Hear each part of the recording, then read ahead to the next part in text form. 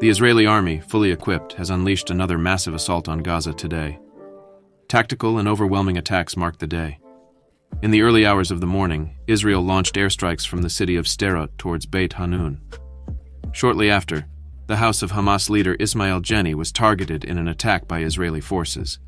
An Israeli military drone fired a missile at Ismail Haniyeh's residence in Gaza. These intensive incursions wreaked havoc among Gaza residents today. Additionally, Israel achieved a significant breakthrough.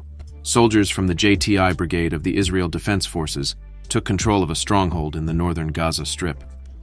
With this strategic victory, documents of paramount importance for the progress in the conflict were uncovered. It is presumed that the facility harbored Naha terrorist members as well as the intelligence of Hamas, based in Jabalah.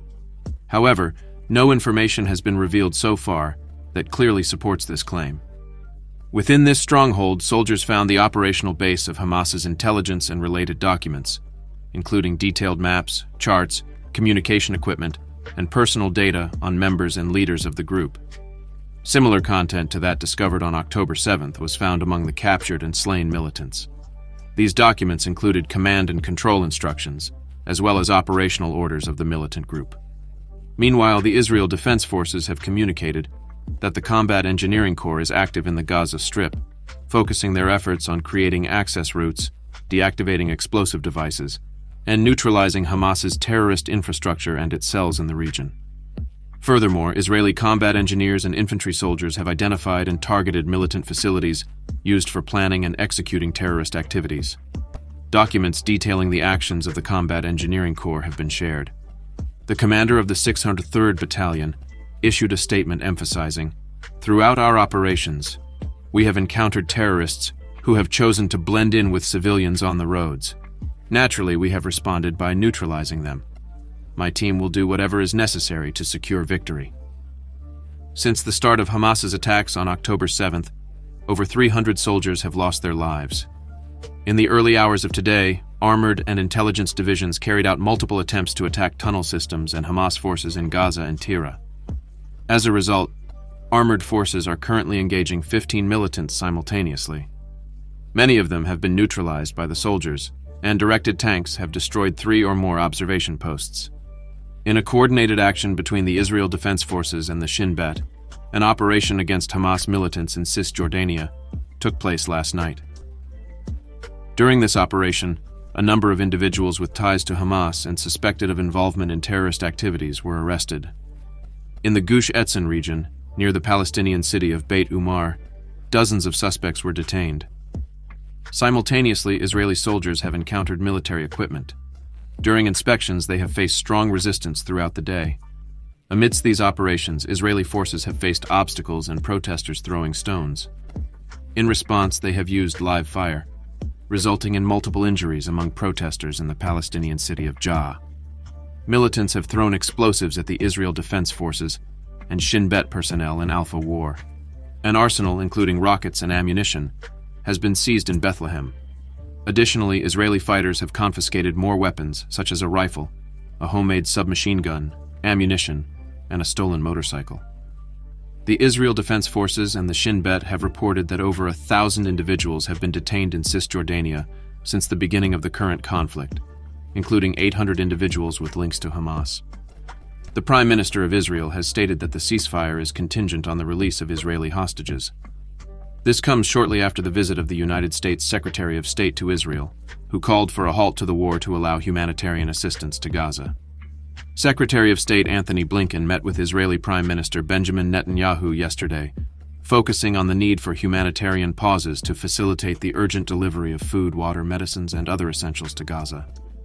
During the conversation, Netanyahu underscored the continued enforcement of forceful measures and rejected a temporary ceasefire that did not include the release of hostages.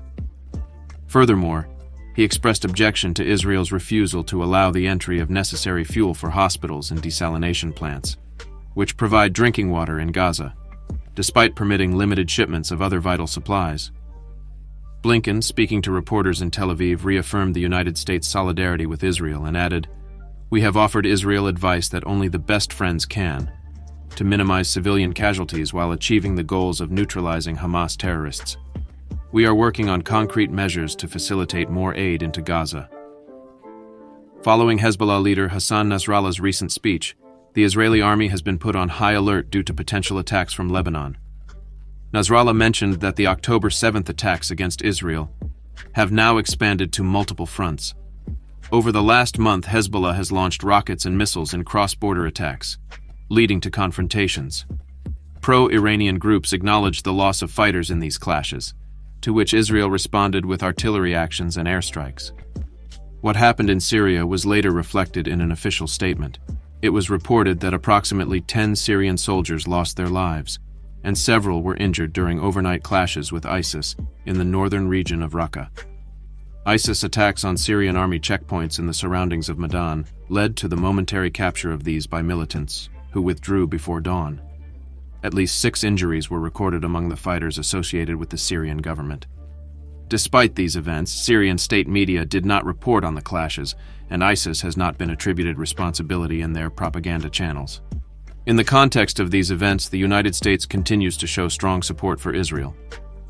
The United States House of Representatives approved a plan supported by Republicans to allocate $114 billion in military aid to Israel, generating partisan conflict on an issue that typically receives bipartisan support, backing the unwavering ally of the United States.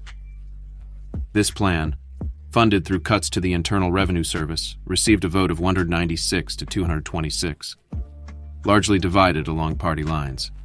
The approval of this plan marks the first significant legislative action under the new direction of the Republican-led House. Speaker Mike Johnson, who recently assumed office after Kevin McCarthy was ousted by the far-right wing of his party, pushed a package that includes allocating $4 billion to replace both Israel's Iron Dome and David's Sling missile defense systems and military equipment from U.S. reserves. Johnson called on the Senate and the White House to swiftly approve this package, expressing on his social media platforms, "The Senate and the White House cannot let this moment pass, and I urge them to act quickly and pass this bill, as the House of Representatives did today." However, the prospects for this legislation to become law are slim, as Democrats have expressed opposition due to spending cuts and the absence of assistance to Ukraine. For this proposal to become law, it must receive Senate approval, where Democrats hold the majority, and Biden's signature before the vote.